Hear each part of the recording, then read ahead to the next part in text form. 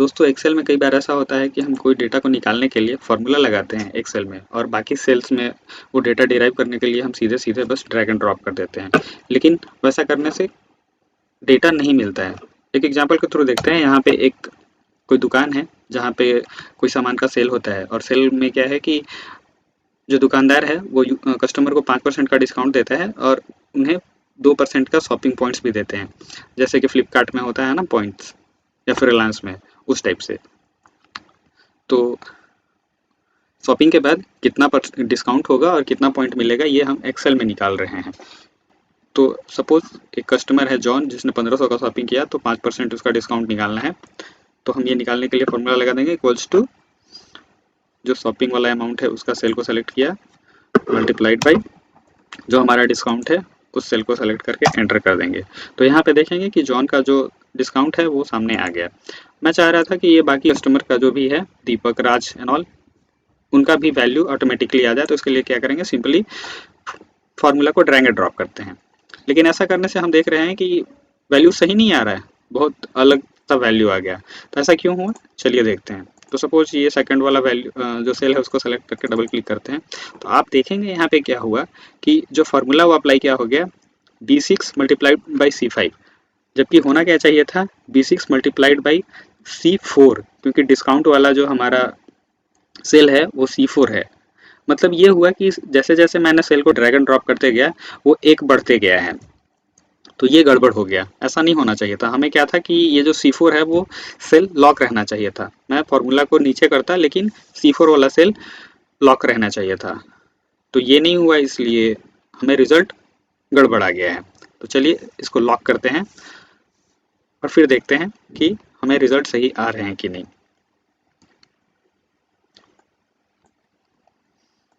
तो इस फार्मूला में हम क्या करते हैं,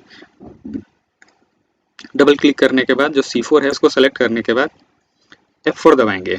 जैसे ही F4 दबाएंगे आप देखेंगे कि C के पहले डॉलर लग गया और F4 के पहले डॉलर लग गया। तो इससे क्या होगा कि जो सेल है वो लॉक हो गया है, C कॉलम लॉक हो गया है, और 4 नंबर जो लाइन है, रो, वो भी लॉक हो गया है। इसको सेल फ्रीज करना कहते हैं। अभी इससे क्या हो गया कि फॉर्मूला को हम किधर भी खींचेंगे तो वो सेल वहीं का वहीं रहेगा, वो चेंज नहीं होगा। एंटर करके देखते हैं कि हमारा काम हुआ कि नहीं। तो हमने एंटर किया और अभी फार्मूला को ड्रैग एंड ड्रॉप कर रहे हैं। तो आप देखेंगे कि मुझे जो वैल्यू मिल रहे हैं वो परफेक्ट मिल रहे हैं। सेकंड में आप देखिए कि यहाँ C4 ही है। अभी 9 नंबर पे भी देख रहे हैं तो यहाँ पे भी C4 ही है। हमारा काम हो गया। अभी मेरा सेकंड रिक्वायरमेंट ये है कि मैं इस फार्मूला को राइट साइड में जब ड्रैग एंड ड्रॉप करूं तो मुझे शॉपिंग पॉइंट्स भी मिल जाए 2%। तो जैसा मैंने यहाँ पे किया शॉपिंग पॉइंट्स को फिल करने के लिए 2%, तो ये गड़बड़ हो गया क्योंकि 1500 का शॉपिंग हुआ है तो उसका 2% 30 होना चाहिए था, लेकिन यहाँ 3.75 आया। ऐसा क्यों हुआ है, इसको चेक करने के लिए हम इस सेल को डबल क्लिक करते हैं। तो यहाँ पे देखेंगे, यहाँ पे फार्मूला क्या आ गया है, फार्मूला हो गया है equals to C5 multiplied by C4। तो गड़बड़ तो होगा ही, क्योंकि हमें क्या चाहिए था, हमें चाहिए था कि शॉपिंग अमाउंट यानी B5 मल्टीप्लाइड बाई D4 होना चाहिए था। तो फॉर्मूला गड़बड़ हो गया है। तो यहाँ पे हमें क्या है कि सेल्फ फ्रीज का ही जो फंक्शन है एक्सेल का, उसका और भी जो यूज़ है उसको एक्सप्लोर करना होगा यहाँ पे। मतलब हम क्या चाहते हैं कि जब इसमें जो फार्मूला लगाऊं, मैं C5 सेल में जो फार्मूला लगाऊं उसको अगर मैं राइट साइड में एक्सटेंड करूं तो जो बी सेल यानी ये वाला सेल लॉक हो जाए। मतलब मैं इसको इधर राइट करूं तो यहाँ पे वो B5 ही रहे, ना कि C5 हो जाए। ओके। और मुझे एक चीज ये भी करना होगा कि जो डिस्काउंट वाला सेल था यहाँ पे, लाइक 5% वाला, जब मैं इसको राइट साइड करूं तो ये डिस्काउंट वाला ही ना रहे। जैसे कि यहाँ पे क्या हुआ है कि ये वही सेल लॉक हो गया है पूरा। नहीं, मुझे क्या चाहिए था कि मैं जब इसको एक बार राइट करता तो ये वाला सेल हट के ये वाला सेल आ जाता है, यानी कि वो लॉक नहीं होना चाहिए, इतना पूरा लॉक नहीं हो, मतलब वो सिर्फ नीचे के लिए लॉक हो, कि वो नीचे ना जाए लेकिन राइट साइड में जाए। ओके। थोड़ा सा कॉम्प्लेक्स हो रहा होगा, बट अभी जब हम इसको प्रैक्टिकली करेंगे तो आपको क्लियर हो जाएगा। ओके। तो देखिए ये कैसे होता है। तो अभी हम यहाँ पे फॉर्मूला में थोड़ा सा चेंजेस करेंगे और इसको किसी दूसरे तरीके से फ्रीज करते हैं। ओके। तो हमारा जो B5 सेल है उसको हम ऐसा फ्रीज करते हैं कि मेरा जो कॉलम है वो फ्रीज हो जाए और 5 जो है हमारा, जो जैसे यहाँ पे रो है, वो फ्रीज ना रहे। वो 6 में जाए तो 6 हो जाए, 7 में जाए तो 7 हो जाए।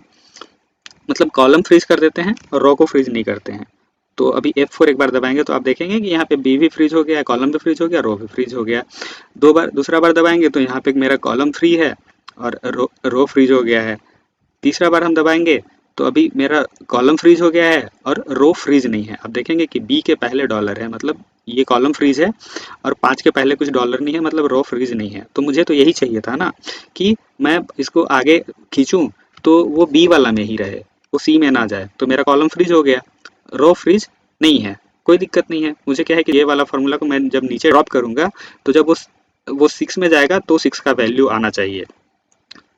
तो ये इसी कॉम्बिनेशन से पॉसिबल है, मतलब कि कॉलम को फ्रीज करूं और रो को फ्रीज ना करूं। तो ये हमारा सही हो गया है। अब आते हैं सेकंड, जो हमारा मल्टीप्लिकेशन फैक्टर है। यहाँ पे जैसे डिस्काउंट वाला सेल है, तो मुझे क्या करना है कि जब मैं इसको राइट साइड में खींचूं इस सेल को, तो ये राइट साइड में चला जाए, 5% की जगह पे 2% हो जाए। तो इसका मतलब क्या है कि ये जो अभी C4 है वो इस टाइप से लॉक हो कि मतलब ये राइट साइड में चला जाए। मीन्स ये है कि मेरा रो लॉक हो जाए, कॉलम फ्री रहे। ओके, तो हम इसको F4 दबाएंगे एक बार, तो आप देखेंगे कि यहाँ पे कि अभी C फ्री है और 4 लॉक है, यानी रो लॉक है। तो हमें यही चाहिए, क्योंकि जो रो है ये 4 नंबर ही रहे। मैं इधर से इधर खींचूं तो वो 4 नंबर पे चला जाए, और सी से जब डी में जाए तो डी चला जाए, मतलब वो लॉक ना हो। तो सी को हमने फ्री रखा है और रो को, यानी 4 नंबर रो को लॉक कर दिया है।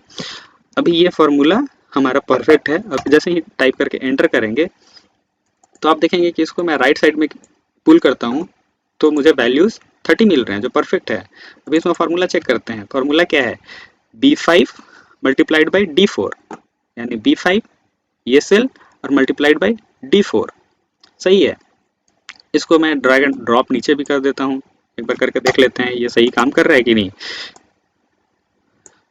तो आप देखेंगे कि अभी मैं ये वाला सेल को सेलेक्ट करके एक बार चेक करता हूँ कि ये सही है कि नहीं। डबल क्लिक किया मैंने, अभी आप देखिए ये सेल मल्टीप्लाइड बाई ये सेल हो रहा है। सही है, मुझे यही तो चाहिए था। आई होप आपको ये समझ में आ गया होगा। बेसिकली क्या है कि एक बार फिर से आपको बता देते हैं, जो हमारा सेल्फ फ्रीज है वो 4 तरीके से हो रहा है।